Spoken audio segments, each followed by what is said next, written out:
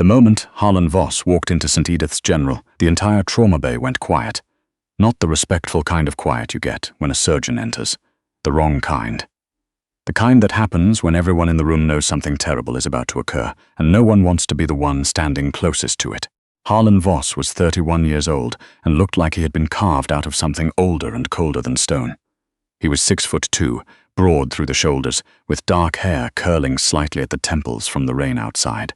His suit was charcoal and immaculate, except for the blood soaking through the left side of his shirt. His jaw was set. His eyes scanned the room the way a man scans a room when he has spent his entire life calculating the exits. He had been shot. He was also, from the looks of him, deeply irritated about it. 2 men flanked him, enormous and silent. One had a hand pressed to Voss's ribs. The other one was staring at the charge nurse like she had personally offended 3 generations of his family. Nurse Dara Ose had been on shift for 9 hours. She had sutured a hand, managed 2 cardiac events, talked a man out of pulling his own IV, and eaten half a granola bar over the course of the entire evening. She was 27 years old, 5'4", and possessed of exactly 0 patience left for anyone who entered her bay as though they owned it. She crossed the floor before the triage team even registered what was happening. "Sir." She looked at the wound, not his face. "How long ago?" "Doesn't matter," Voss said. "It does, actually." She reached for a glove. "Sit on the table. I'll stand. You'll lose consciousness if you keep standing, and then I'll have to pick you up off the floor, which is an ergonomic nightmare for me, personally, so." She pulled the curtain shut behind him and pointed at the table. "Sit." The 2 men exchanged a look. One of them started to step forward. "Not you." Dara didn't look up. "Both of you stay on that side of the curtain." There was a pause that lasted approximately 4 seconds, which was, in her experience, 4 seconds longer than most people had ever made Harlan Voss wait for anything. He sat on the table. "Entry wound only, left lateral ribs," she noted, pulling on gloves. Her hands were steady. "Deep," he breathed. He didn't wince. "You've done this before," she said. "Done what?" Sat still while someone assessed a gunshot wound. She pressed 2 fingers carefully along his ribcage. "The average person grabs my arm right about now. I'm not the average person. I know who you are." She met his eyes for the first time. "I'm going to need you to stop flexing your abdominals. You're making it harder for me to feel what I need to feel." Something shifted in his expression. Not amusement, exactly, but the corner of his mouth moved in a way that suggested he was filing the moment away somewhere. "The bullet?" he asked. "Grazed the 5th rib, possible fracture. Didn't penetrate the cavity, which is the only reason you're talking to me instead of the transplant team." She straightened. "I'm ordering a chest X-ray and a CT. You're staying for at least 4 hours. I have meetings. You have a cracked rib and internal bleeding to rule out." She pulled off one glove. "Reschedule the meetings.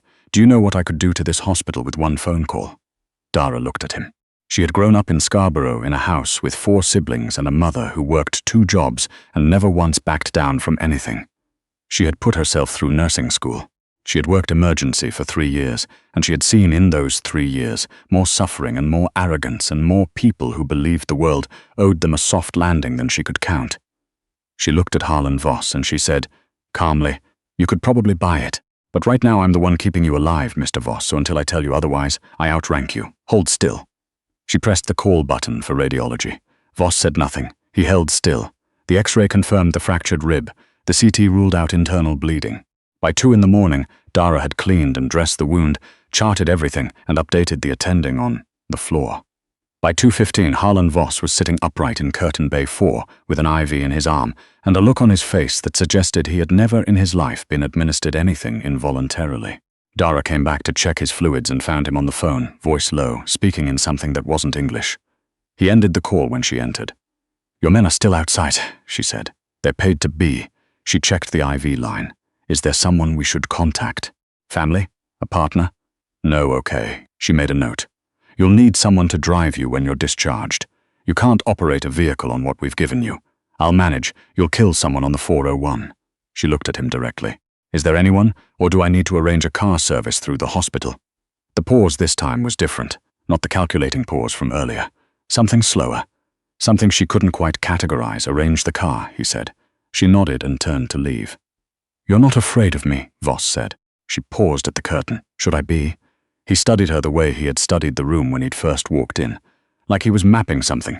"Most people are," he said. "Most people aren't trying to keep you from bleeding out." She let the curtain fall closed behind her. "Get some sleep, Mr. Voss." She thought that was the end of it. She was wrong. The envelope arrived at the hospital 3 days later, addressed to her specifically, on paper thick enough to double as drywall. Inside was a card, no letterhead, no logo, with a number and 4 words written in a precise angular hand. I have a proposal. Her colleague Brenda held it up in the break room like it was evidence in a murder trial. Dara, is this from who I think it's from? Throw it away, Dara said, eating the other half of the granola bar she'd been working on for 3 days. He's worth about $9 billion. The number of zeros in someone's bank account does not affect my answer. It affects mine. Brenda set it on the table. At least call. Dara did not call. She put the card in the back pocket of her scrubs and forgot about it until she got home at 11 that night and sat on the edge of her bed in her apartment in East York and took stock, as she sometimes did, of the state of things. The state of things was not good. Her younger brother Kofi was 19 and had been diagnosed with a degenerative spinal condition 8 months ago. He needed surgery. The surgery was available in Toronto, covered partially by OHIP, but not the rehabilitation or the specialist follow-ups or the physiotherapy that would last. The surgeon had told her for a minimum of 2 years afterward. Dara had done the math on a Tuesday night in February and sat on the bathroom floor for 20 minutes afterward. She was not a person who sat on bathroom floors. She was a person who got up and figured things out. But sometimes you had to sit on the floor first. She looked at the card. She called the number. Voss answered on the second ring, which told her he had been expecting her call, which annoyed her considerably. You took 3 days, he said. I was working. She set the card on her kitchen table. What's the proposal? There was a brief silence, the kind that meant he was recalibrating, because she had not started the conversation the way he'd expected. Come to my office tomorrow morning, he said. 8 o'clock. I work evenings. I can do 10. Another pause. 10. She ended the call before he could.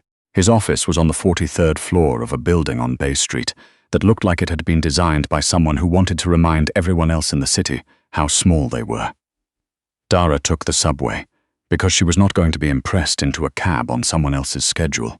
She wore her good coat, the navy one she saved for court appearances and funerals, and she brought a coffee because she was not going to be caffeinated on his dime either. His assistant, a composed man named Mr. Yoon, met her at the elevator.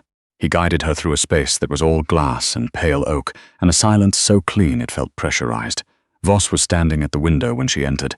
He had color back in his face. He was in a dark suit, no tie, and he moved without any visible indication that he had fractured a rib 4 days ago, which she noted clinically. How's the rib? She asked. Functional, good.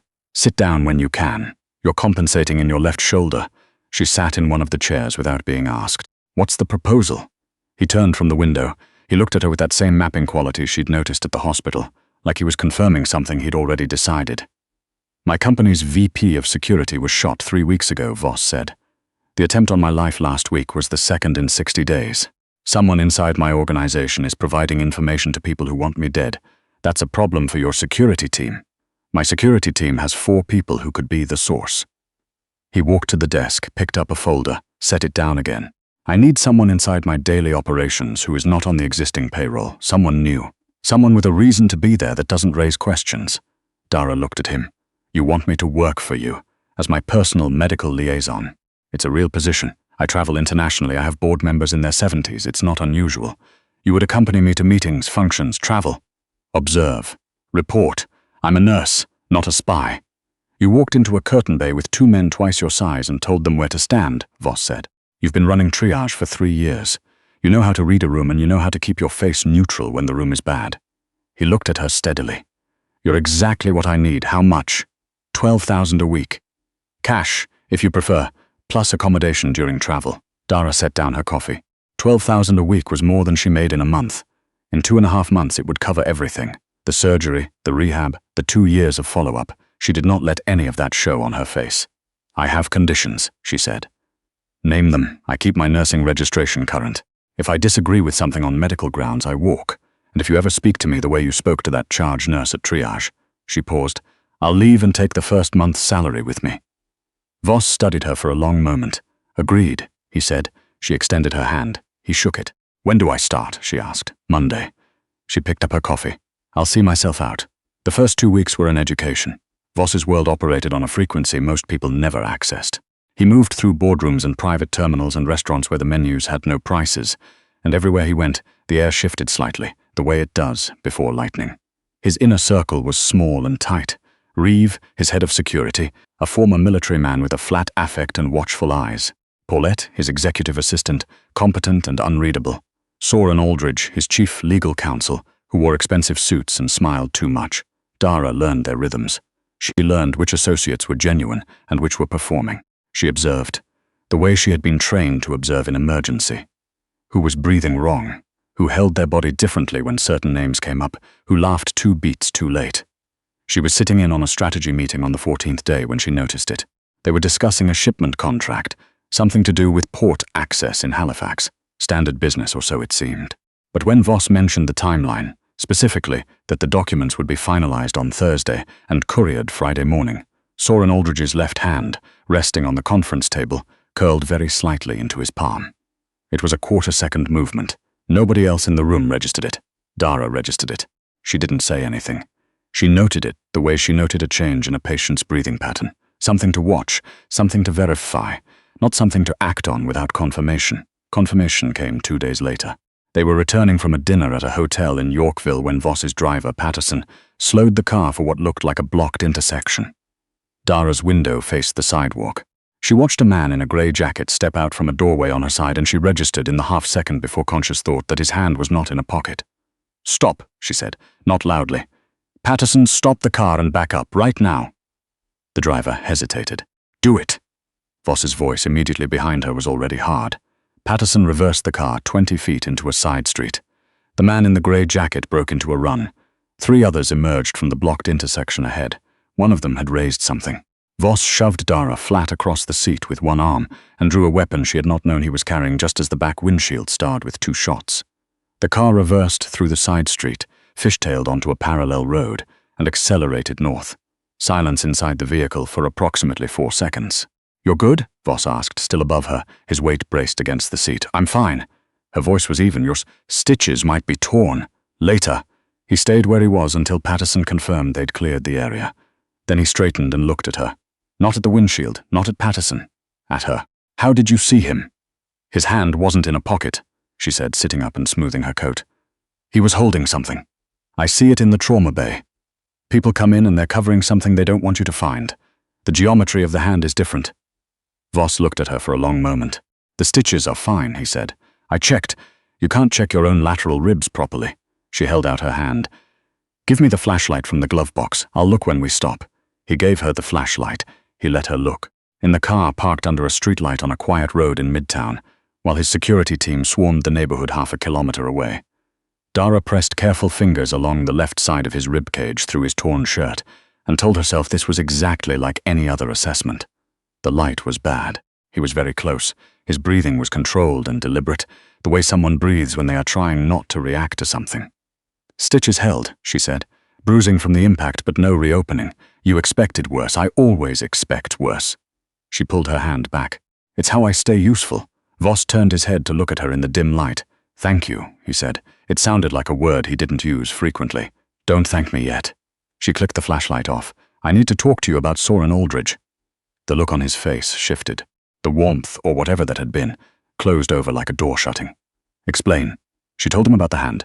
She told him about the timeline, the Thursday documents, the Friday courier, the way a person's body registers what their face won't. Voss was very still while she spoke. "You're certain?" he said. "No.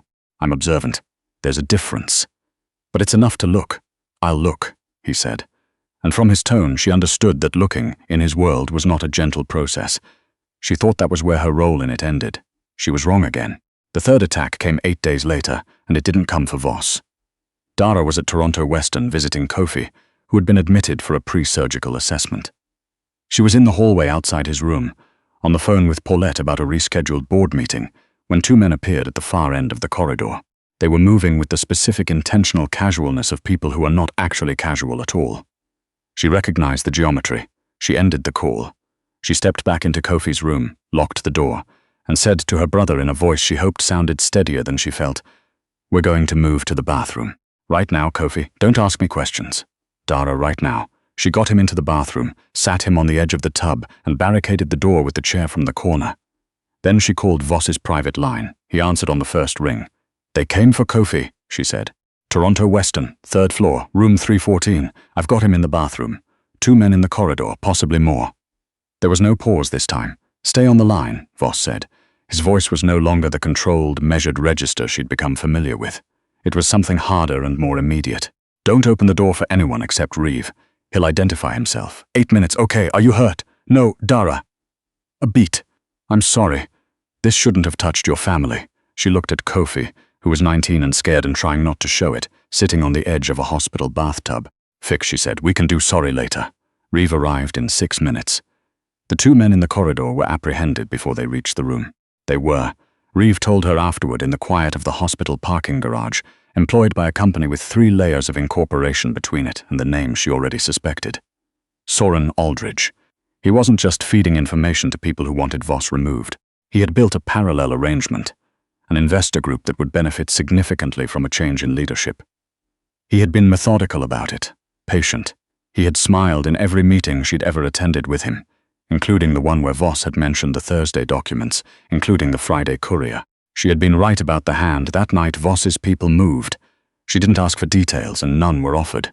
What she knew was that by morning, Soren Aldridge had been escorted from his offices by 2 men who were not police officers and a legal process that was not a courtroom, and that by Tuesday 3 other names had surfaced from his phone records, and that by Wednesday the investor group had been dissolved. She found out most of this through Paulette, who was, it turned out, quietly furious and possessed of an impressive memory for institutional grievances. She didn't see Voss for 4 days. On the 5th day, she was sitting in Kofi's room. He'd been moved to a private room, which she had not arranged and had not been told about until after. When the door opened and Voss walked in, he looked like he hadn't slept. He was in a dark jacket without a tie, and there was a tension around his eyes that she recognized from the night in the car. Kofi looked at him, then at Dara, with the expression of someone rapidly assembling a picture from limited information. I'll get a coffee, Kofi said. You're on bed rest, Dara said, from a machine, in the hallway, literally 5 seconds. He was already swinging his legs off the bed. She decided not to argue. She watched Voss watch her brother maneuver carefully to the door, and she saw something cross Voss's face, something she couldn't name, before Kofi disappeared into the corridor. Voss sat in the chair beside the bed. He rested his elbows on his knees. His surgery is scheduled, he said. The specialist is Dr. Anand Batra. She's the best in the country for this type of procedure. I've arranged for the full course of rehabilitation to be covered. 2 years minimum. Dara looked at him. You didn't have to do that, she said. He was targeted because of me. He was targeted because someone who worked for you made a choice. That's not yours to carry. Voss looked at his hands, then back at her. It's mine to fix. They sat in silence for a moment that was the opposite of uncomfortable. Aldridge is gone, Voss said. I heard. You were right about him, about the hand, about the timeline. He paused. I've been in this business for 11 years. I missed it. You didn't. I wasn't on the existing payroll, she said. That's why you hired me. That's why I hired you. He looked at her directly. It's not why I want to keep you, Dara said nothing. The position is genuine, Voss continued. Medical liaison is a real function. Travel, operations, board meetings. I need someone who sees the room. A pause. I need someone who tells me when I'm wrong. I charge extra for that. The corner of his mouth moved. Name a number, he said. She looked at the door, where Kofi would be back any minute with a terrible cup of hospital coffee. How's the rib? Healed. Mostly. Let me look before you leave. He nodded. When Kofi came back with 2 coffees, he'd brought one for Voss without being asked, which said something about her brother that made her chest ache a little. The 3 of them sat in a hospital room in Toronto and talked about nothing particularly important for an hour, and it was, in its strange way, the most normal Dara had felt in months. 4 months later, the Voss Group's annual gala was held at the Fairmont Royal York. It was the kind of event that required 300,000 square feet of floral arrangement, and a guest list curated over 18 months. Politicians, board chairs, philanthropists, 3 professional athletes, and approximately 40 people who were there specifically to see whether Harlan Voss was still standing after the year he'd had. He was standing, and he was not standing alone. Dara wore green, dark emerald, not the anxious green of someone who wasn't sure they belonged, and she stood at the edge of the reception floor and watched the room the way she had learned to watch every room, tracking its currents and its pressures. She had been doing this for 4 months. She knew who was genuine and who was performing. She knew which board member was 3 months from a cardiac event and needed to know it. She knew which of Voss's legal team was sleeping and which one was actually working. She also knew that she had, somewhere in the past 4 months, stopped thinking of this as an assignment and started thinking of it as hers. She was still working out what to do about that. Voss appeared at her shoulder. The Premier is looking at you, he said quietly. He's deciding whether I'm important enough to approach. What's your read? He'll come to you first. He wants something. He's been checking his phone every 9 minutes. She picked up a glass of sparkling water from a passing tray. Your new VP of Security starts Monday. I know. I signed the paperwork. She's good. Her background in financial crimes is unusual for the role, but given recent history. I know why I hired her, Dara. She glanced at him. You hired her because I said she was the better candidate. He looked back at her. He had learned, over 4 months, to let his face do slightly more than it used to. It wasn't a large shift. But she noticed it. Yes, he said, I did. They stood there together for a moment, watching the room that belonged to him, that she had helped him keep. Kofi's first post-surgical review is Thursday, she said. I know. I moved the afternoon meetings. She looked at him. You moved the afternoon meetings. You shouldn't have to rush across the city after a hospital appointment. He said it with the same tone he used for quarterly reports. Thursday looked back at the room. She thought about the card on her kitchen table, the subway to Bay Street in her good coat, the curtain bay in St. Edith's where she had told one of the most dangerous men in the country to sit down and hold still. I have something to tell you, she said. Yes, I called the staffing agency last week to check what comparable medical liaison positions are paying in the market. A pause. And you're underpaying me significantly. The corner of his mouth moved in the way she had come to recognize as the thing he did instead of smiling when something actually landed. Send me the numbers, he said. Already did. Check your email. Tonight, you're a busy man. He turned slightly to look at her. The light from the chandeliers above them caught the edge of his jaw, the line of his shoulder. She was aware, as she had been increasingly aware, that the professional distance she had maintained since the beginning was a construct she had built specifically because without it, she would have admitted something she wasn't ready to admit. Dara, he said. She looked at him. The night at the gas station. The triage bay. He paused. The car, 4 months of the car, yes. I've been very deliberate, he said, about not making this complicated. I noticed. I've been wrong about that. She looked at him for a long moment. The Premier was approaching from their left, 12 feet away. The room was full. There were cameras somewhere. This was, by any reasonable measure, a poor setting for whatever this was. You have about 45 seconds before the Premier reaches us, she said. I know. We can table this. I've been tabling it for 4 months. She looked back at the room. She thought about Kofi's surgery scheduled for next week and the fact that Voss had moved his afternoon meetings without being asked. She thought about the card on the kitchen table, about sitting on the bathroom floor in February. Don't make any decisions tonight, she said. It's a gala and you've had a difficult year and neither of us is at our most objective. I'm always objective. You're really not. She turned to face the approaching Premier. 20 seconds. Smile like you mean it. I don't smile like Harlan. She kept her voice low. I didn't say no. She felt more than saw the shift beside her. Mr. Voss, the Premier extended his hand. I've been hoping for a moment, Premier. Voss shook his hand. His voice was smooth and practiced. You know Dara Ose. She runs my medical operations. The Premier turned to her with the calibrated warmth of a career politician. Miss Ose, I've heard excellent things. Thank you, she said. I've been reading about your health infrastructure announcement next month. It's an ambitious target. The Premier blinked. You're familiar with the proposal? I'm a registered nurse. It's hard to miss. She smiled with exactly the right proportion of warmth and weight. I have some thoughts if you'd like to hear them at some point. The Premier looked at Voss. Voss looked at her. She usually does, Voss said. And she's usually right. Later, long after the Premier had moved on, and the speeches had been made, and the room had thinned to its committed core, Dara stood at the tall windows overlooking Front Street and watched the city lights blur in the November rain. Toronto in November was not beautiful, exactly, but it was hers. It had always been hers. She heard him come to stand beside her. You told the Premier he needed to consult emergency nurses before finalizing the staffing model, Voss said. He does. He's a Premier, and I'm someone who has worked emergency for 3 years and held the system together with granola bars and sheer stubbornness. She looked at the rain. He needed to hear it. He's going to call the office on Monday. Good. A pause. I didn't say no, she said quietly. I remember. I'm saying it now clearly, so there's no ambiguity. She looked at him. This doesn't change the work. I'm not going to start agreeing with you when you're wrong just because of... She gestured between them. Whatever this is, I would be extremely concerned if you did, and if it doesn't work, then we'll manage it professionally, and I'll still be paying you a corrected salary. He looked at her steadily. I'm not going to make this easy and comfortable, and then take it back, Dara. That's not how I operate. She looked at him. She thought about every moment in the past 4 months that she had told herself was just the job. The way he had moved her meetings without being asked. The way he'd said "I'm sorry" through a phone in a hospital bathroom in 8 words flat. "Okay," she said. "Okay, but I'm still sending you the revised numbers tonight. I'd expect nothing less." She looked back at the rain. He stood beside her, and the room behind them was almost empty now, and the city outside carried on in its indifferent, magnificent way, and she thought that this specific moment, on the wrong side of midnight in a good coat, was possibly the furthest thing from the bathroom floor in February that she had ever felt. She wasn't going to say that out loud. She was, however, going to send the email.